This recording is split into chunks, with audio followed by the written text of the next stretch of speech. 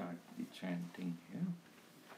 Om Ajaya Namaha, Om Avyayaya Namaha, Om Avinashine Namaha, Om Achintyaya Namaha, Om Aprameyaya Namaha, Om Advitiyaya Namaha, Om Aniketaya Namaha, Om Anushasana Priyaya Namaha, Om Antasakshine Namaha, Om Antaryamine Namaha, Om Anandaya Namaha, Om Atmaswarupaya Namaha, Om Anglabhasha Viduttamaya Namaha, Om Ishwaraya Namaha, Om Udara Hridayaya Namaha, Om Utsahavardhakaya Namaha,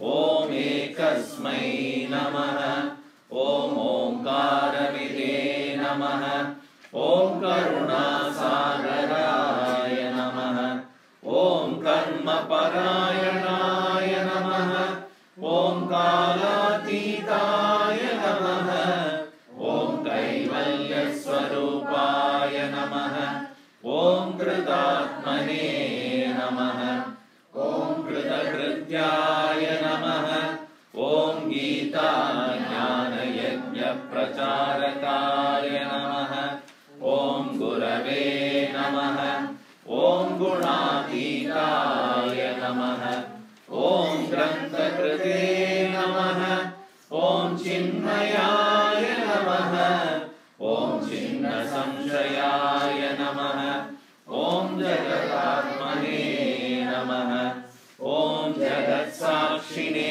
Namaha, Om Janapriyaya Namaha, Om Jitendriyaya Namaha, Om Jiva Brahmaikyavide Namaha, Om Jivan Muktaya Namaha, Om Jirna Mandirodharakaya Namaha, Om Tapovana Shishyaya Namaha, Om Tapasvine Namaha, Om Tapanashanaya Namaha, Om Tirthaswarupaya Namaha, Om Tejasvine Namaha, Om Dehatitaya Namaha, Om Dvandatitaya Namaha, Om Dridhanishchayaya Namaha, Om Dharma Samstapakaya Namaha, Om Dhimate Namaha, Om Dhairyamraya Namaha,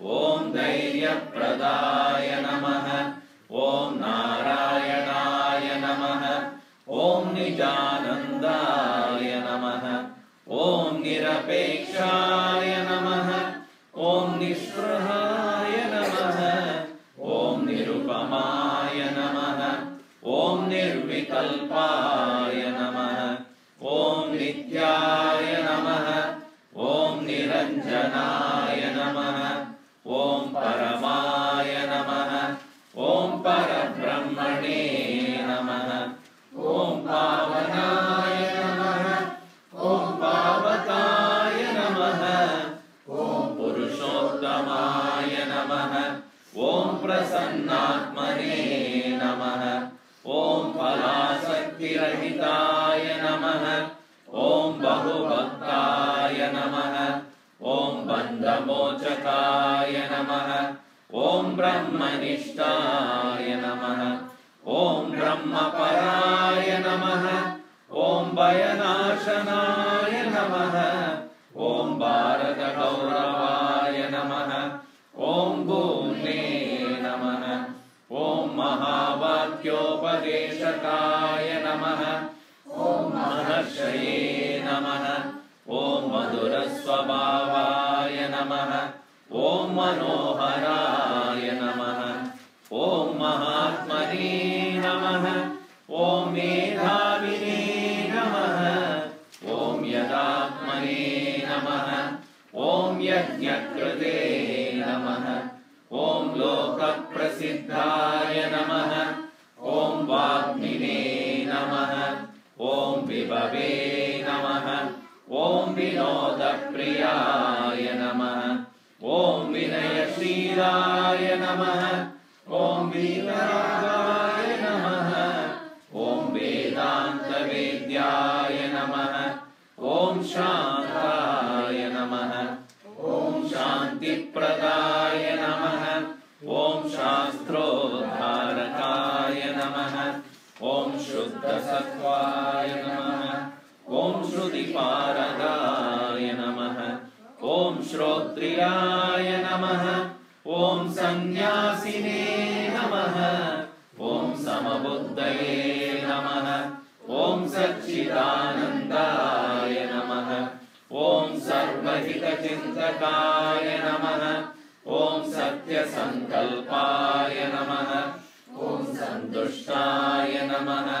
Om Sadave Namaha. Om Sumanase Namaha. Om Subhude Namaha. Om Swayam Jyotishe Namaha. Om Siddha Prajnaya Namaha. Om Shamashilaya Namaha. Om Jnana Murtaye Namaha. Om Jnana Yogine Namaha. Om Jnana Truttaya Namaha. Om Nitya Shuddha Buddha Mukta Swarupaya Namaha. Om Nitya Shuddha Buddha Mukta Swarupaya Namaha. Om Nitya Shuddha Buddha Mukta Swarupaya Namaha. Om Sri Chinmaya Sadgurave Namaha. Om Sri Chinmaya Sadgurave Namaha.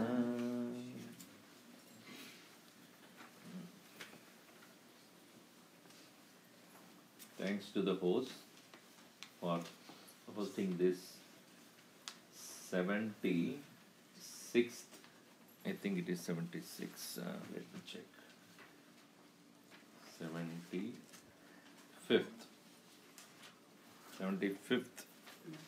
Is there anything to do with 75th birthday or somebody? 75th name among 108. I think Brea has done quite a bit among the other satellite centers. Thanks to all of you who have been very enthusiastically organizing, inviting many people. And many of the children know by heart by the now, all the 108 names. Gurudev was a person, those who have not seen him, many of you have not, I'm sure. He was a person of dramatics. He knew that the subject matter called Vedanta is a very dry subject. And even in your own life, you might have found, if you recall, any subject where you really liked is the subject which you had a teacher who liked it so much.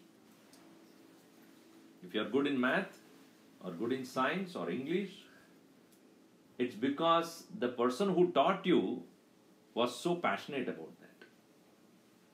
At least I was like that. The one subject, which I won't tell you which subject, which I liked the most because the person who taught was so enthusiastic about it. Because he liked the subject. That's why he was so enthusiastic about it. And this subject matter of Brahma Vidya is really a very dry subject. Our Guruji used to say, Mahatmas are like dry fruits. Will you like dry fruits or good fruit? I mean, regular fruit. Which one do you like? Fresh fruit. Fresh fruit. Fresh. Why? It's juicy and good. It's juicy and good. You know one thing? Dry fruit lasts longer. And they look dry, but they are still sweet. Similarly, this particular knowledge is, no doubt, apparently looks like very dry, but it is the most sweet thing that you can possess. So, being a dry subject, it was difficult for people in general, those who are explaining Upanishad or Gita, they were not able to cut across the people to convey that. For example, if it is a story like Ramayana, why it is so, even though we have heard many times, we know the story, it is just a typical Bollywood story. Isn't it? Husband and wife, wife was kidnapped and he goes and kills the villain and brings back. That's all the story is. But why is that? Every time when it is aired or enacted, we would like to see it. Because it is not the character alone, but what the message that is there among the conversation. The characters are so profound, etc. But still it is a story. Therefore it is kind of, there is no suspense in the story because we know what actually is going to happen. Most of the Bollywood movies are like that. We know exactly what is going to happen. Or you take the stories from Mahabharata. It's winning the evil by being right. That's a story everywhere. So when it is given in the form of a story, obviously people are very interested. But when there is no story involved, it's only a philosophical statements. Some of them are, most of them are very abstract by nature. How do you convey to people? So Gurudev definitely felt that when he was learning from Swami Tapovanam. Obviously, Swami Tapovanam was a very strict disciplinarian and teacher, and he learned it in that way. But when he started to convey to the people, he understood he cannot be like that. Though he was a person of discipline, but when it comes to conveying that knowledge, he made it so homely, so easy, so practical, so applicable, and so easy to understand. And that credit goes to his creativity.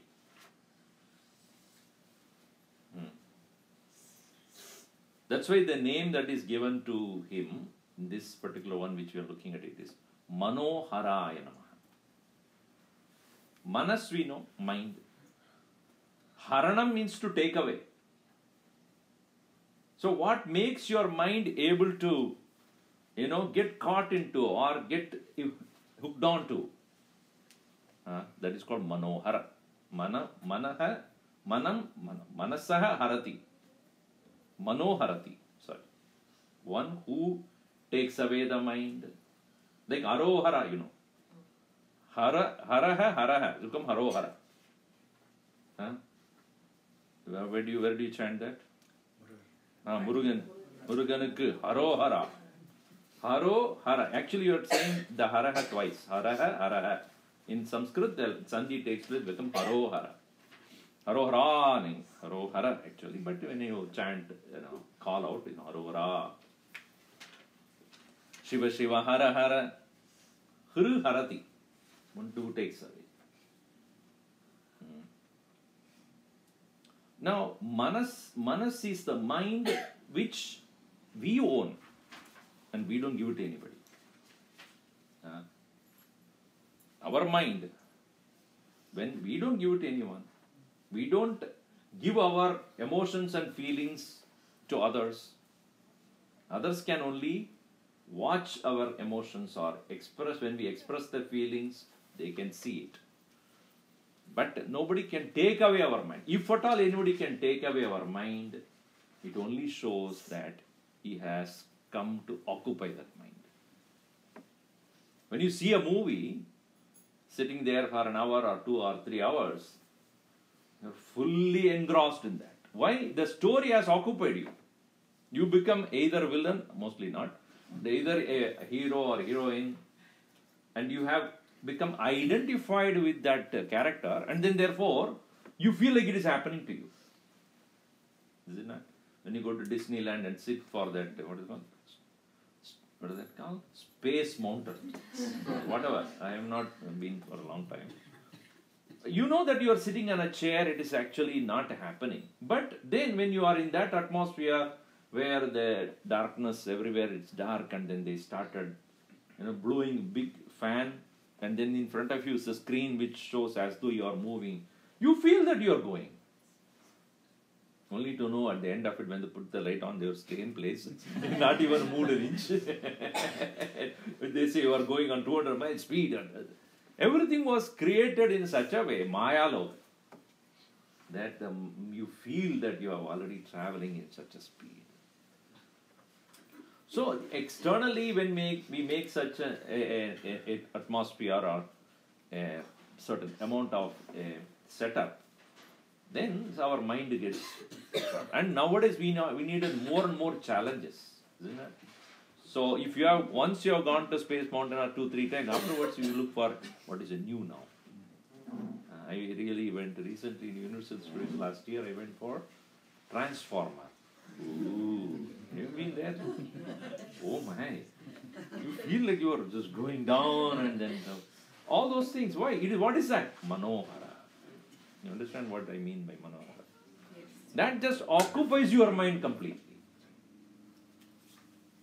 With no such external creation or creativity, only by words, he was able to create that atmosphere in our mind. During the time when he used to talk in the earlier part of 60s and 70s, when he used to give lectures in Bombay, Maidans, grounds, there will be 3,000 to 4,000 people sitting and listening to him. Early mornings sometimes, or late evenings. How can you hold an audience of 3,000 to 4,000 people for an hour and a half? Think about it. People who listen to Bhagavad stories and Ramayana stories, he used to make a joke out of it. Everybody knows the story. So people are sitting there eating mungfali. Because this is like a mela going on. Now people are eating food and then some fellow is selling the groundnuts also. It's like, enjoying a vacation or a picnic. But here it is a serious subject. Bhagavad Gita, Upanishad. But he was capable of creating a feeling that it is for you. You can do it. It is possible. That is because he was so connected to what happens in our life. Though he had lived in isolation and solitude while learning, but when we started moving around with the people, he realized that a practical everyday problem is what they want to solve. Every one of us who are listening to or reading anything would like to solve our immediate problems. If our immediate problems are not solved, are we interested in salvation? If my stomach is hungry, I am not interested in moksha. So how to overcome our everyday problems, everyday situations, with the help of this knowledge? And then move on to a higher level of seeking. So that is the reason why he was able to enact and make people feel that this knowledge is not too far away for anyone to practice. Especially householders. So when he came to start talking to the householders, he gave problems of the householders as examples. Standing in a queue for a particular food, or having no electricity at home, or between husband and wife problems that are there, or parents and children, what problems that are there, between boss and the subordinates, what the problems are there, what happens in the marketplace, what happens in a public place, what happens in a school, what happens in an office, all these things. Now, having said this, our daily problems are not caused necessarily by the external situations, really speaking. That is how he made people realize that don't blame the world. The world is not here to especially torture you. We get tortured, we get agitated and annoyed by our mind not able to find its own calmness and peace, which we always seek in the midst of situations. Our expectations, our strong likes and dislikes, our preconceived notions, our prejudices, our confusions, our wrong priorities, those are causing the trouble. So, in essence, when he addressed the audience, he cannot say, you are the problem. If you go to your doctor and you have a stomachache, etc., obvious reason is you ate unnecessarily. Because too many Namanjalis you attended. But when you go to a doctor and say, I have a stomachache, it's all your problem. You see, you unnecessarily. You won't say that. Oh, you have a stomachache? Okay, there is a medicine. But if it repeats again and again, every other week, then you say, I think you're attending too many parties nowadays. So you should realize that the problem lies in you and not in what is outside. You have to be careful about the amount of food you're eating or the kind of food you're eating. The world is what it is. How you relate yourself to the world is what is going to cause either the trouble or the peace. Now that cannot be conveyed making the people feel like they are the cause of the problem. At the same time, that is the problem. So it is necessary for them to feel comfortable that there is a solution, and the solution has to be from within. And the within, when we say, it is the way we look at things. After all, we are born with the mind, and we only know what our mind is. Every one of us are unique in this context. Nobody's mind is similar to anybody else's mind. And when your children, you look at them. Both of them are born to you only. But they behave totally different. Their way of approach to things and their priorities, everything is different. Why? It is because they are born with certain pre-decided or pre-programmed way of looking at things. And according to Vedanta, it is over many, many lives we have gathered such kind of impressions. And those which are now expressing are called the thoughts and desires and all other things. Now, having thus born with certain such pre-programmed mind, how do we overcome this? It's a slow process, but sure process. If only we know that we can overcome this. And knowledge alone can be a solution for this. No amount of action you do will solve the problem. It is like a person is angry. By drinking coffee, you cannot get over the anger. I'm telling you. Because anger is a psychological problem. Drinking coffee is a physical situation. No psychological problem can be solved by merely a physical adjustment. Temporarily, yes. Somebody said that whenever I get angry, I go and stand under a shower. If that is the case, the other one said, my husband has to be under shower all the time. Because there is no other way. A psychological problem called anger or jealousy or greed or pride cannot be overcome by a physical activity. No, Swamiji, nowadays we have a pill to take, yes, temporarily. You can overcome the problem temporarily. But permanent solution is not by any physical activity. As Krishna also says, karma marga is one thing and jnana marga is yet another. When the problem is about jnanam, ajnanam, how can you solve it by karma? In fact, karma is caused by the ajnanam. Then,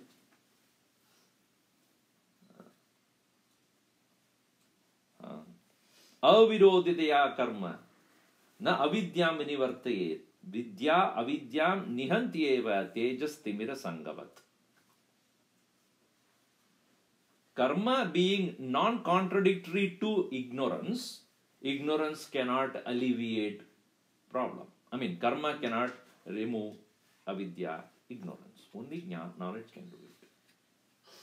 Other than bringing the light, there is no way of getting rid of darkness. Correct or not? Darkness cannot be removed by just chanting, prayers. Do anything you want. Until you bring the light, it won't go. Right? Similarly, what is contradictory or what is opposed to ignorance, bring that. And that is, if I don't know, knowing alone is a solution. So, psychological problem cannot be overcome by physical activity. Now, when we say this, so then going to a temple is a physical activity. Doing any kind of a ritual is a physical activity. So why are we doing that? Yes, do that. But more than doing those things, what is there in your mind while doing is important. That's why he used to give the example of somebody who is sitting in a temple or in front of the Lord only, but the mind is somewhere else. Mind is thinking about, I hope the shoes are in proper. When I bought yesterday only new shoes. And this temple is very well known for that. People come for that purpose also. So you're looking at the deity, chanting is going on, mind is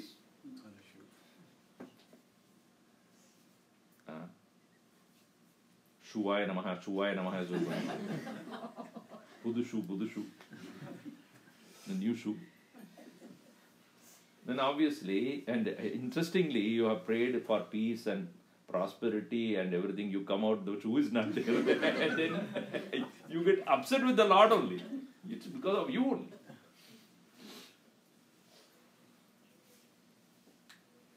Some people do the Rudra puja and after that they become Rudram only.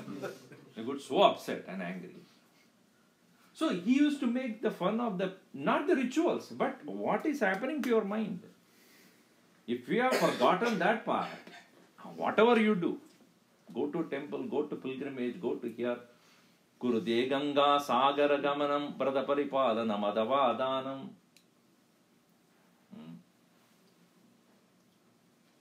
Even though you go to Ganga Snan, you go to any other place, Jnana Vihinaha Sarvamadena Bhajatina Muktim Janmashatena.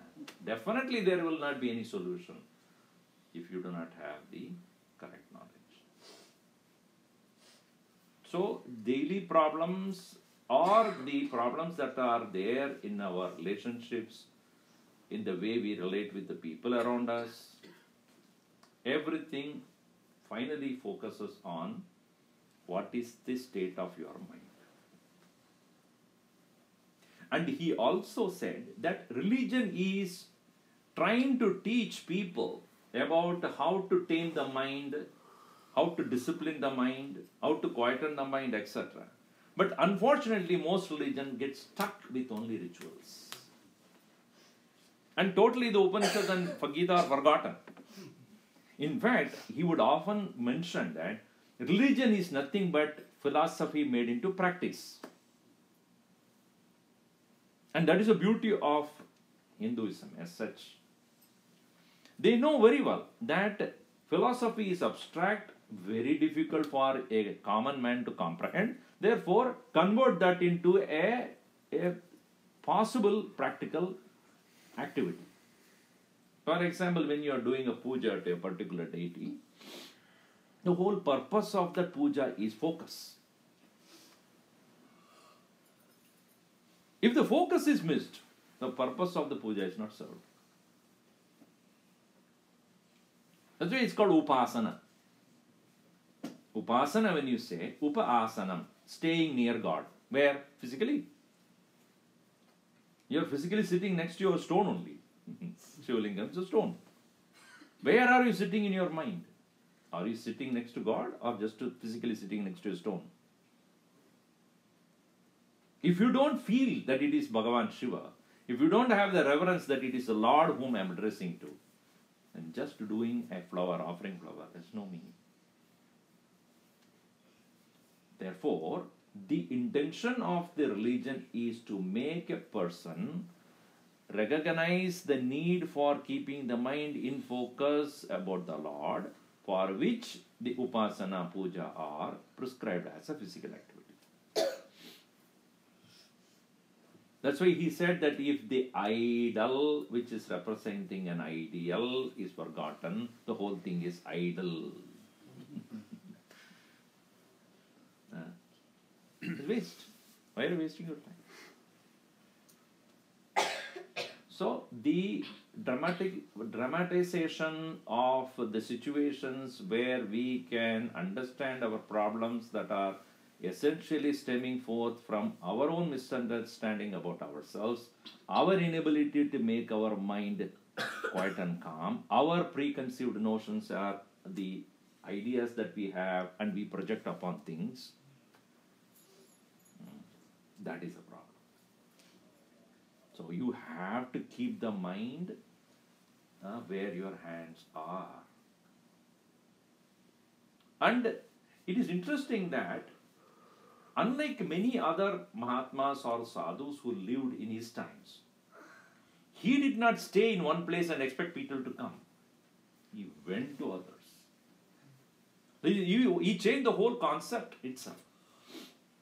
During those times, Mahatmas stayed in their ashrams and others just came to them, who were wanting to see them. They came, took some blessings and advices, and then they went back, including Shankaracharyas.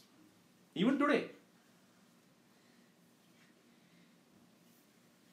But originally, when Shankaracharya began his process of teaching that highest knowledge, he never stayed in one place. Never. Went on and on and on and on. Within the span of 14 years of his active life, or 16 years, he covered the India 3 times by walk. From Kanyakumari to Kailash or Rameshwaram to Kashmir. 3 times going back and forth. Think about it. Walking. What drove him?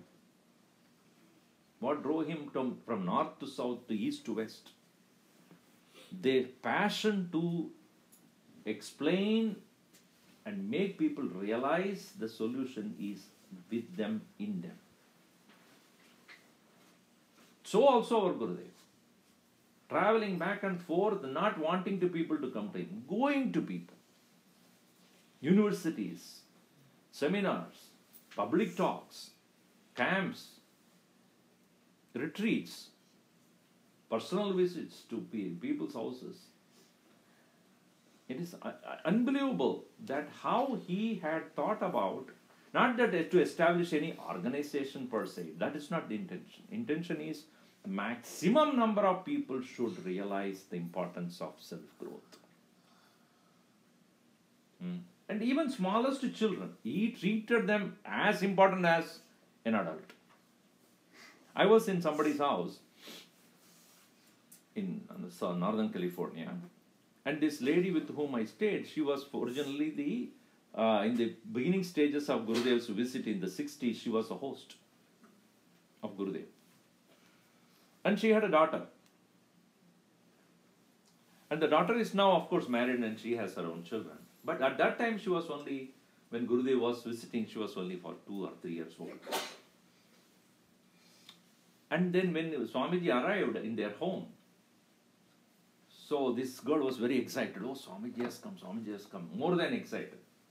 So Gurudev was asking her, are you so excited to have me at home? She said, yes, I am so excited. You know why, Swamiji? Why? She said, tomorrow is my birthday. And I have you for that special. Mommy said, that is another reason why I am hosting you today, this week. So then Swamiji had his dinner, etc. And then he went to take rest. Next day morning onward, next evening onwards, the talks will start. University and talks. Next morning, around 6 or 6:30 or 7 o'clock, it was the summer time, so the child had holidays. Gurudev knocked at the child's room. She was still sleeping. And the child opened the doors for him. And he took her in her hand and said, I have a special gift for you. So this child, you don't even know that I have a birthday. Right? It's not, nobody told you. And also you came yesterday night only. What gift you can give to me? Come here. So he took her to the puja room, sat next to her, and he opened a small envelope and took out a paper, a card. And in that card had Om Namah Shivaya, best wishes to you, with the name of the child. Om Namah Shivaya, best wishes to you. Written 1,000 times. And gave it. I saw that. That was written in 60s. Whole night he sat down and wrote. That was Gurudev. You see, that ability to touch even the small child, even that is important. Oh, the child, after all, what is the big thing? That child even now remembers Gurudev so much. Just one simple act of compassion. Now, there are so many stories similar to that. Some of them I know, many of them we do not know. Because in his active years of 40 years of life, every day he touched the lives of people. So when we say Manoharaaya, what it means is not just on the, on a stage or on a platform when he is talking about the knowledge, but he made sure that it touched the people's hearts. Do you think that the child will ever forget such an act of compassion? That is what we call it as Manohara. One who can occupy your mind. One who is able to touch everybody's heart. When he's there speaking, even in a TV or in a video, or you are standing in front, sitting in front of him listening, actually he's talking to you. He's not talking to an audience. He's talking to each individual personally. That's what all of us felt whenever we used to listen to him. Hey, how does he know I have this problem? He was able to connect with the people because he was interested in people. He would hear if you have a problem, if you have any issues at home or at work, he will very patiently listen, only to make sure that the solution is there for you at the end of the day. Evening, he will talk about it. Not mentioning you have a problem, but hey, people have this problem and this is how the solution is. That is called Manohara. It is not just a drama, as I said, that you can watch a movie and your mind is engrossed in that for 2-3 hours. And after that, you forget about the story and go home. But this should not be something you should forget ever. And that is the reason why when he wrote definitely many books, and many of his books were nothing but translation of his own talks. People have taken down notes, or they have. During those times, they did not have much of facility like tape recording, etc. They did have. Some of them took notes out of his talks and then sat down and he himself looked at them and then he translated, helped them translate it, or transcribe it, made into books. But he always would say, what you see in the book as the commentary written by me is what was relevant at that time. But what I am talking to you about this time. So that is a frozen idea. A printed material, it's frozen. It's not going to change. So that what I spoke at that point was relevant at that point. The examples, etc. But then when I now speak to you, don't say that my speaking will ever be replaced by that book. You mean to say when people had read that book written by Gurudev, they never wanted to listen to him? They go in larger number. Why? Because this is one point of view, but he is going to give his own examples, which is so relevant to our today's life. And so people went to listen to him in spite of the fact that he has written books. Many people say that, oh, the book is there, why should I listen? No. So what is relevant at that time, it is there in the book. But you see, even Gita, etc., it was given thousands of years back. Shankaracharya has written a commentary also on that.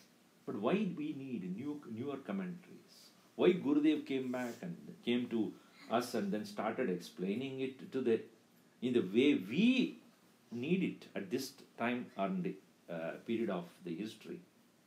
Because those frozen ideas have to be melted into today's problem. And that is why, in spite of the fact, as I said, the subject matter being very dry, he made it so interesting.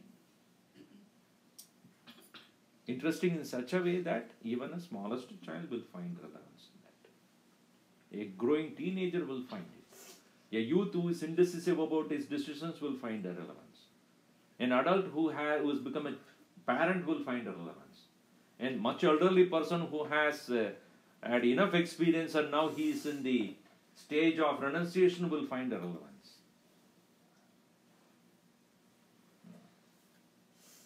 But it is not to be considered that Shastra is only for those people who are ready to die. He would say that, that's why Bhagavad Gita, when he wrote or he spoke about it, it's called art of man-making. How to live. Only when you know how to live, you know how to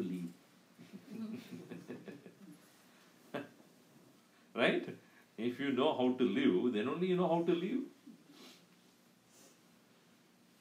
So, if somebody says, are you ready to leave now? I have not lived. Why are you asking me to leave? Let us say I am giving you an ice cream. You are eating. You like that ice cream very much. Halfway through I said, leave it. Just leave it. Will you? I just started enjoying it. You are asking me to leave it. Many times what you would say is, after 50 only, we actually know how to live. By the time, we have to leave. So that's why you would say, when you are young, you should start understanding what life is. You know how to live fully. Once you live fully, you leave also without any regret. If you not even know how to live, halfway through you realize that I have been wasting my time. Now I know what to do. By the time Yama comes in, chalo, time has come to leave. That is the reason why rebirth is there. I have not lived fully. Next time you will get it. Chalo. Next time the same mistake we do. Till 50 years, 55 years, we don't know what to do. After that, when we take interest, gone.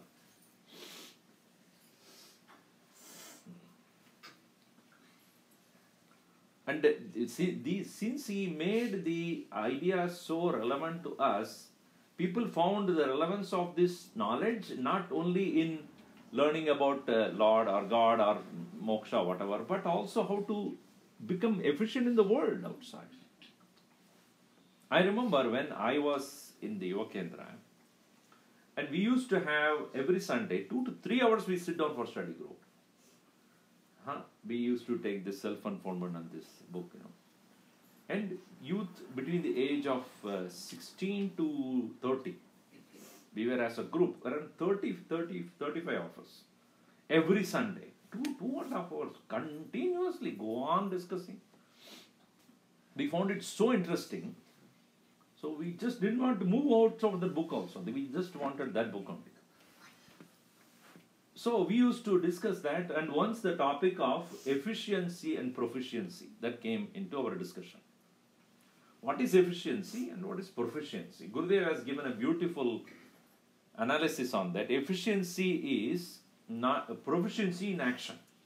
You know something, but if you don't know how to apply that, then you have no proficiency. You know efficiency. Like you used to give the example of a person going with a car, he has a problem with this vehicle, and he goes to the workshop. It's a Mercedes car. At those times it is a very sophisticated car among all other brands. Those times we had only ambassadors. This is like a round thing is moving. This is like a huge iron, what do you call that? Iron elephant moving there. Gurgling, what do you call it? Gas guzzler. So anyway, so this vehicle, German made, most efficient vehicle. So you cannot give it to any roadside person to repair. If it is ambassadors, then they can know everything. Top to bottom, they know how to take it apart and put it back again. But Mercedes and all, you cannot give to the roadside person. So he goes to the dealer. And then he says, I have some sound is coming in the engine. I do not know what it is. So you go directly to the supervisor who is sitting in a room and said, so this is a problem. So do you know what the problem is? So immediately that guy, the supervisor, goes to the chart, and then there's a picture about what are the different parts of the vehicle. See, exactly, this is how the carburetor functions, this is how this functions, this is how the engine moves, this is something, all explanation he has got. So the customer is kind of impatient. Who needs a theory? How do you solve the problem? So he said, then I will call a mechanic. And this mechanic comes there and says, he takes the key, goes down, and this customer also, he goes following that. He goes there, he opens the thing, he opens everything, and then 5 minutes is done. He closes it. Now you try. He tries, there is no sound. Paka. So the customer was quite curious. Okay, tell me, where exactly was the problem? The mechanic says, theory, you go upstairs. For problem solving, you come downstairs. I don't know how it is. I know where the problem is. I go there, finish it and go. I don't know how it works. I also have a roadside shop. If you want, I will show you there. The roadside fellow alone is efficient.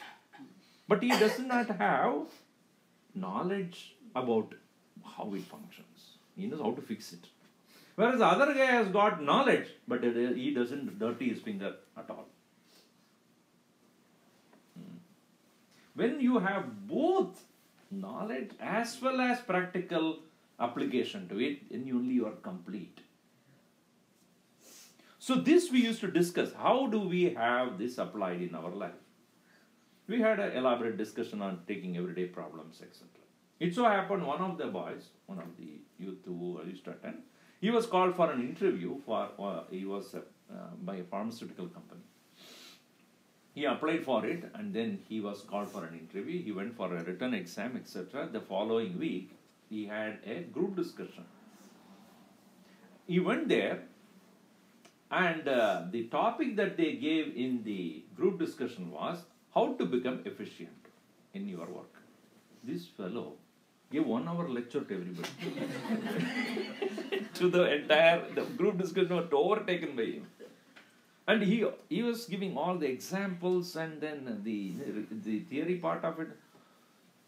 That end of the group discussion, when he walked out, he was given appointment letter. He said, where did you learn all these things? The manager asked. Where did you learn? You seem to be a very thought-thinking person. Very, deep thinker. In my mind, he said, I thank Gurudev. And he said, I have been a part of a study group where we discuss these things.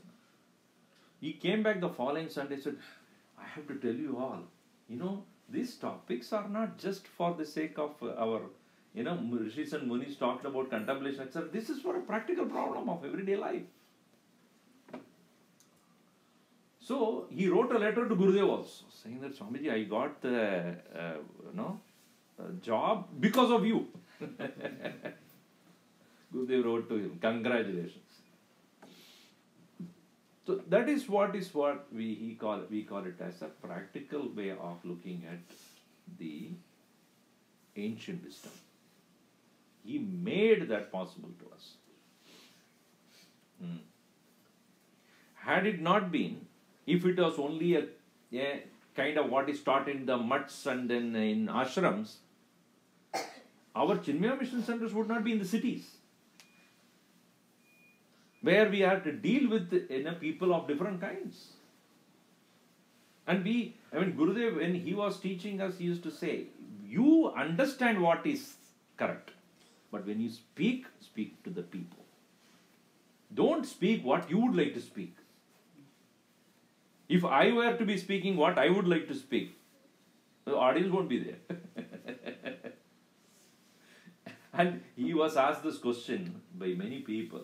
Swamiji, these texts are written in Sanskrit. Why are you speaking in English? He said, I can speak in Sanskrit. You won't be there.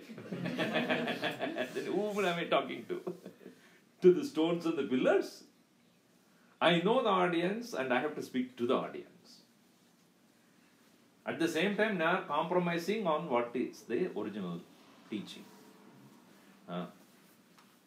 He took this inspiration from how Krishna handled the subject. He was talking to whom? Not to a sannyasi, not to a renunciate, not to a person who has renounced the world, not a person who is living in forests, not the person who is living in solitude in Himalayas. He's talking to a person right at the battlefield, ready to face a problem. Right? So, that's why Gurudev took Gita as a main subject to teach everybody than anything else. He said this is a text which definitely is most suited to common man. Though the original teaching is uncompromised. It's not for a person who has given up and who has become completely a vairagi or dispassionate and not interested in anymore in doing things of the world. No. It is to a person who is still actively working in this world, doing everyday, meeting everyday challenges, facing the world of various kinds of people, yet he is able to apply that knowledge. So that is the reason why he is considered as a person who has brought down the highest knowledge available in the peaks of Himalayas, like a Ganges water, to common man to utilize. And as we even today we see that he also had kept the various aspects of human life: education, children's growth, women's empowerment, and political awareness, and school social awareness, cultural awareness, religiosity. All these aspects have to be there. When you are living in a society, you are going to be aware of what's going to happen in the political world, on the social world and cultural world, in the relationship, emotions, family, women, education. That's why we have so many branches of Chinmaya Mission. Everything, he says, this application of knowledge. When we just go to the higher levels of texts like Upanishad, etc., it becomes a little more serious. And he used to conduct morning classes, not for general janta. He'll say, this is meant for those who have become mature enough to understand the higher levels of teaching. And he would say, Upanishads are only meant for students who have studied regularly, attending study groups, etc., to them alone, not for everybody else. Because he knows the seriousness of the subject. And I remember when I was in Bangalore, we used to have classes around 6 o'clock in the morning, 6 to 7. Because he knew people have to attend and then go home, then go to office 6 to 7. And in Bangalore, during those time, October time, etc., will be very cold now. What is this now? So when he came once in the month of October, and I was secretary at that time, taking care of his needs as well as arranging things. So they came to me, one person came to me and said, October time, 6 o'clock in the morning, to come to the class means we have to get up at around 5, be ready, and 5:30 we have to leave home and come. So can you ask Swamiji to change this time? I said, I dare not do it. If you have problem, you go and talk to him directly. I said, okay. That day evening, after the talk, we had a dinner, like Bhiksha. And Gurudev had his Bhiksha and he was sitting down. Anybody has any question about today's talk? So this person raised his hand. I was just waiting. So what is going to happen right now? Let me see. Swamiji, I have a request. What is your request? Swamiji, is Bangalore. I know that. October, that also I know. 6 o'clock in the morning is... can we change the time? Morning class? Good, we will do it at 5:30.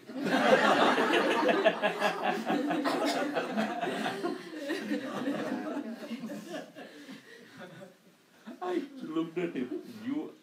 Others said, why is that? He made a problem to a worse problem. 6 was okay, now 5:30. You get up at 4:30. So he was like that. You cannot stop his discipline.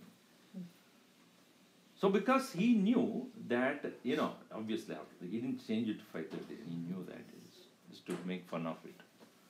The ability to relate to people's problems. See, when he was studying in Shivananda Ashram, he was much stricter person. Shivanandaji was a much more stricter than you can even imagine. They used to have, it's not even it's not a story, it's a fact. Gurudev himself has said that.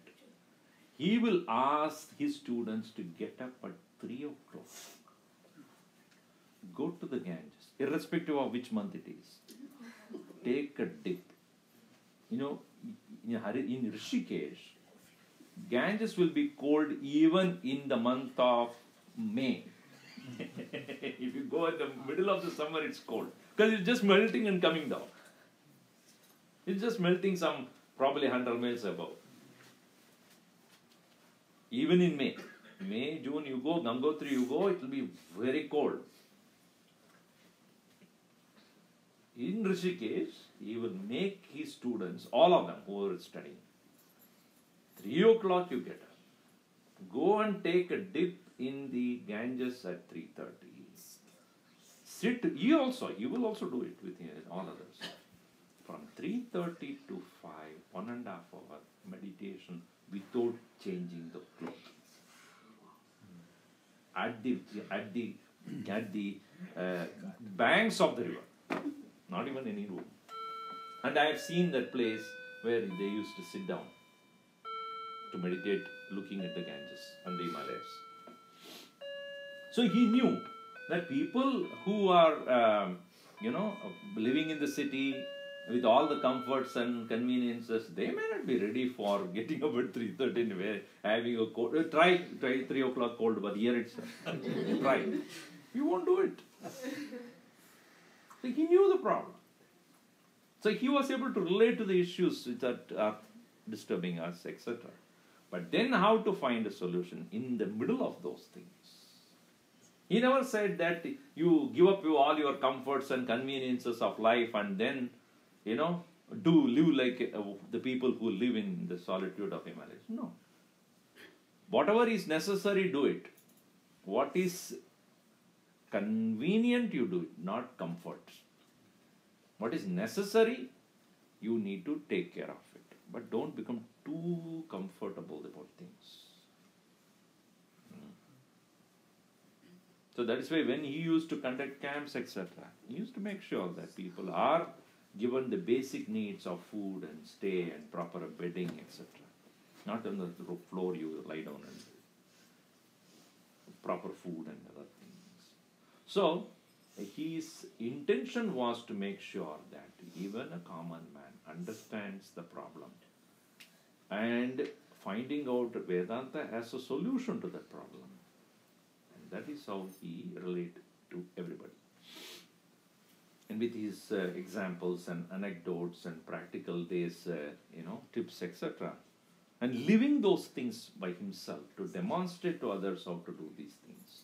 I gave only one example of that kind. There are many examples where I can tell you about. So he made it like it's not difficult. It's not difficult for anybody to follow this. At least start a step towards improving yourself, whichever way. That is how he said Chinmaya Mission is a place for self-growth. It is not for anything. If you are not growing, you are wasting your time. And there is no magic about it. Like touch and then you become that. No. You have to work. You have to improve yourself. There is no magic, there is no shortcut. He had made sure that we are to take interest in those teachings. And the method he used is to capture the heart of everybody, make sure that everything is relevant to them, and thus he is not an enchanter like an entertainer, but one who could convey his message in a most simple way. So we are all recipients of that blessings in different ways. And his books and videos and other things and teachers who are trained under him directly or indirectly are all those who have been carrying on the same method of teaching, not to make it too difficult, at the same time not to compromise on the subject matter. Om Sarve Bhavantu Sukhinah Sarve Santu Niramayah Sarve Bhadrani Pashyantu Ma Kaschid Dukkha Bhat Bhavet. Om Shanti Shanti Shanti. Hari Om Shri Gurubhyo Namah. Hari Om.